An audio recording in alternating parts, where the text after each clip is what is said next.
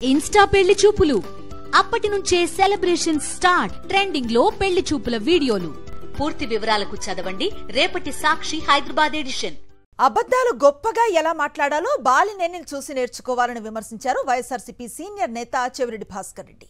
బాలినేని వ్యాఖ్యలు ఆయన రాజకీయ స్వార్థం కోసమేనని వ్యాఖ్యానించారు.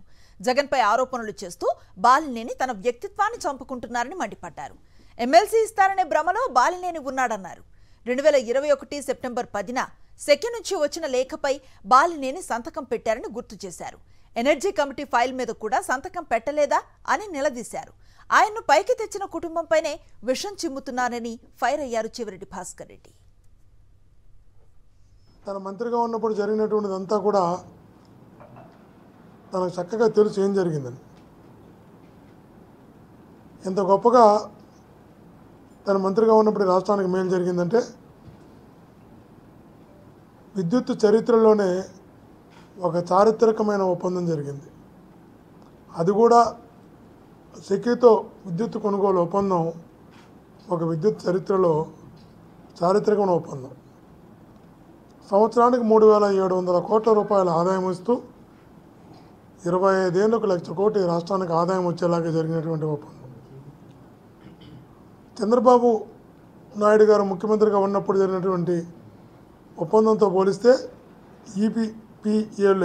ఈపీపీఏలో 50% కన్నా తక్కువతో ఒప్పందం జరిగింది. ఆ రోజు ₹4.50 ఆ రోజు ఒప్పందం జరిగితే అది ఇంటర్ స్టేట్ ట్రాన్స్మిషన్తో కలిపి. ఈరోజు అదే ఈయన మంత్రిగా ఉన్నప్పుడు జగనన్న ముఖ్యమంత్రిగా ₹2.48. అప్పుడు ఇంటర్ స్టేట్ ట్రాన్స్మిషన్ ఏదైతే ఉందో ₹4.5 చంద్రబాబు గారు ముఖ్యమంత్రిగా ఉన్నప్పుడు చేసిన కొనుగోలుకి అదనంగా ఇంటర్ స్టేట్ ట్రాన్స్మిషన్ ఉండేది.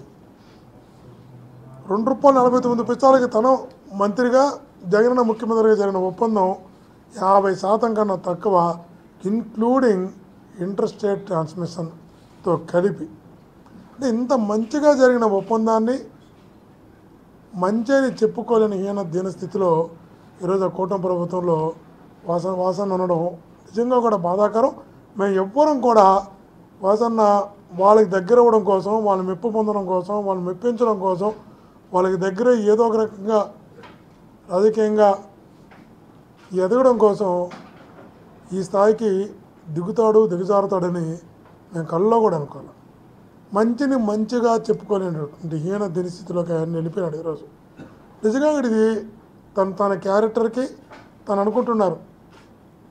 జగన్మోహన్ గారి వ్యక్తిత్వాన్ని హననం చేస్తే తనను గుర్తిస్తారు, గౌరవిస్తారు, తనకు పార్టీలో ప్రాధాన్యత ఇస్తారు అనే ఒక భ్రమలో తన వ్యక్తిత్వాన్ని తను హననం చేసుకుంటున్నాడు. తన వ్యక్తిత్వాన్ని తను దిగజార్చుకుంటున్నాడు. ఈ ప్రజలందరూ కూడా అలా భావిస్తున్నారు అనే విషయాన్ని నిజంగా వాసన్న మర్చిపోతున్నాడు. ఇది మంచిది కదా, ఎందుకంటే తను నేను ఎంపీ ఎమ్మెల్యేలుగా పోటీ చేశాం, తిరిగాం. కానీ ఎవరినో మెప్పించడం కోసం, ఎవరికో దగ్గర పోవడం కోసం, ఏదో ఒక ఎమ్మెల్సీ అవ్వడం కోసమో, దానికన్నా పై పదవి కోసమో ఈరోజు మనిషి అలా దిగజారిపోతాడని మేమైతే ఊహించలేకపోయాం. ఎవరు అంటున్నారు, సార్ తన భ్రమలో ఉన్నాడు, పాపం ఆ ఎమ్మెల్సీ పదవి కూడా 9 కోట్లు ఎంత ఇచ్చి కొనుక్కునే పరిస్థితిలో ఉన్నాడు తన పాపం. అక్కడ తనకి ఆడు ఫ్రీగా కూడా ఇవ్వడం లేదు అంటే ఆశ్చర్యం వేస్తుంది. మీరు మంత్రిగా ₹2.49 ఇంటర్ స్టేట్ ట్రాన్స్మిషన్తో కలిసి ఒక బ్రహ్మాండమైన ఒప్పందం జరిగి సంవత్సరానికి 3,700 కోట్ల రూపాయలు రాష్ట్రానికి ఆదాయం రావడం, నాణ్యమైన విద్యుత్తు, పగటిపూట విద్యుత్తు ఇచ్చేలాగా ఒక ఒప్పందం కుదిరితే నా పేరులో ఇంత మంచి ఒప్పందం జరిగిందని చెప్పాల్సింది పోయి అర్ధరాత్రుల్లో నా చేత సంతకాలు పెట్టించాలంటే నేను సంతకం పెట్టలేదు, సంబంధం లేకుండా క్యాబినెట్ అప్రూవ్ చేశారంటున్నారు. మీ ద్వారా అడుగుతున్నా వాసన్న ఒకటే చెప్పినాం. 2021 సెప్టెంబర్ 10 మనకి సెక్యూ నుంచి ఒక లెటర్ వచ్చింది ప్రభుత్వానికి. ఆ మరుసటి రోజే క్యాబినెట్ ఉంది. ఆ లెటర్ వచ్చిన తర్వాత ఆ లెటర్లో వారు ఇన్ ప్రిన్సిపల్గా దాన్ని అప్రూవ్ చేస్తూ క్యాబినెట్కి తీసుకొచ్చారు. అందులో కూడా మీరు సంతకం పెట్టారు. ఇన్ ప్రిన్సిపల్గా సెప్టెంబర్ 15వ తారీఖు 2021లో వచ్చిన లెటర్లో ఇన్ ప్రిన్సిపల్గా వచ్చిన లెటర్లో కూడా సికి అంటే ఇది కేంద్ర ప్రభుత్వ తరపున వచ్చినటువంటి సంస్థది. దాంట్లో లెటర్లో మీరు సంతకం ఇన్ ప్రిన్సిపల్గా తీసుకున్న నిర్ణయంలో కూడా మీ సంతకం ఉంది. ఆ రోజు అప్రూవ్ కావాలి క్యాబినెట్లో.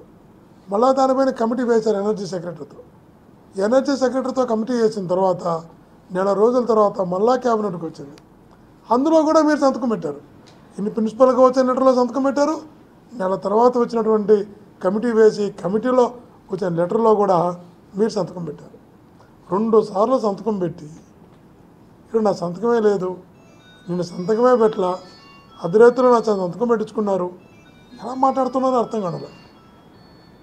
ఈరోజు చంద్రబాబు గారిని కూడా అడుగుతున్నావు, చంద్రబాబు గారిని అడుగుతున్నావు, వాసరిని అడుగుతున్నావు. నువ్వు ఒక్కటే చెప్పు, అనేక నిర్ణయాలు క్యాబినెట్లోకి టేబుల్ ఎజెండా కింద వస్తాయి. టేబుల్ ఎజెండాలో కూడా పెట్టి ఈ ప్రభుత్వమైనా ఆ ప్రభుత్వమైనా కేంద్ర ప్రభుత్వమైనా కొన్ని నిర్ణయాలు కొన్ని ఆలోచనలు టేబుల్ ఎజెండా కింద కూడా వస్తాయి. కొన్ని ముందు రోజు నిర్ణయాలు తీసుకున్నట్టు ఉంటాయి. ఇవన్నీ కూడా సర్వసాధారణం. పరిపాలన నేను 10 సంవత్సరాలు శాసనసభ్యుడిగా పనిచేశాను. ఈ వ్యవస్థ మీద ఉన్న అవగాహనతో చెప్తున్నాను.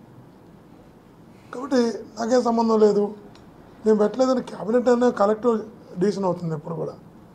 సరే ముందు రోజు చర్చించుకోవడము సేమ్ డే చర్చించడము ఇవన్నీ సర్వసాధారణంగా జరుగుతున్న అంశాలే. కానీ ఈ పర్టికులర్ ఇష్యూలో మీరు ప్రిన్సిపల్గా తీసుకున్న నిర్ణయంలో సంతకం పెట్టారు. 1 నెల తర్వాత పెట్టిన క్యాబినెట్ దాంట్లో కూడా మీరు సంతకం పెట్టారు. కానీ నాకు తెలియకుండా జరిగిందని చెప్పి ఇట్లాంటి సందర్భంలో కావాలని నువ్వు ఏ కుటుంబం వల్ల అయితే పైకి వచ్చావో, ఏ కుటుంబం అయితే నేను పైకి తీసుకురావడానికి బ్యాక్బోన్గా నిలిచిందో ఆ కుటుంబాన్ని ఇబ్బంది పెట్టడానికి, వ్యక్తిత్వాన్ని హననం చేయడానికి ప్రయత్నం చేయడం అన్నది నాకు తెలిసి మీ క్యారెక్టర్ మీరు దిగజార్చుకుంటానన్న విషయాన్ని మటుకు ఆయన ముందు గుర్తుంచుకోవాలి. వాసన అంటున్నాడు స్వేచ్ఛ ఎక్కడుంది, నాకు స్వేచ్ఛ లేదు. ఒక్కటే మాట అడుగుతున్నావు వాసనని. జగనన్న ప్రభుత్వంలో మీకున్న స్వేచ్ఛ నిజంగా కూడా చాలా తక్కువ మంది కూడా ఉంటుంది. ఇప్పుడు ఒకసారి ఆ రోజు ఈనాడు జ్యోతి పేపర్లను రాశారనుకుంటా, నాకు గుర్తున్న వరకు ఇతర పార్టీ నాయకులతో కలిసి స్పెషల్ ఫ్లైట్లో విదేశాలకు వెళ్ళారు అని. అంటే విదేశాలకి స్పెషల్ ఫ్లైట్లో ఇతర పార్టీలతో కలిసి వెళ్ళగలిగే అంత స్వేచ్ఛ కూటమి ప్రభుత్వం నీకు ఉంటుందా అని అడుగుతున్నాను. అసలు స్పెషల్ ఫ్లైట్లో విదేశాలకు వెళ్ళడం కాదు, ఇతర పార్టీలతో మాట్లాడడానికి కూడా మీకు స్వేచ్ఛ ఉండదు. ఇక్కడ మీకు పోయిన తర్వాత అర్థమవుతుంది పుట్టిల్లు ఎంత గొప్పదో అని, ఎంత గొప్పగా చూసుకున్నదో, ఎంత స్వేచ్ఛ ఉన్నదో, ఎంత గౌరవంగా చూసుకున్నదో మీకు ఇప్పుడు కాదు, కాలం గడిచే కొందికి చాలా అర్థమవుతుంది. కాబట్టి వాసన ఒకటే చెప్తున్నాం, ఎవరినో సాటిస్ఫై చేసి ఏదో ఎదగాలని నీకు గుర్తించి గౌరవించి నేను హక్కును చేర్చుకున్న పార్టీపై బండలు వేసి అబండాలు వేసి నువ్వు లబ్ధి పొందాలనుకుంటే లాంగ్ టర్మ్లో అది ఖచ్చితంగా చెప్తున్నా నీ స్థాయిని దిగజారుస్తున్న విషయాన్ని కూడా ఎప్పుడు గుర్తుపెట్టుకోమని గట్టిగా తెలియజేస్తున్నా.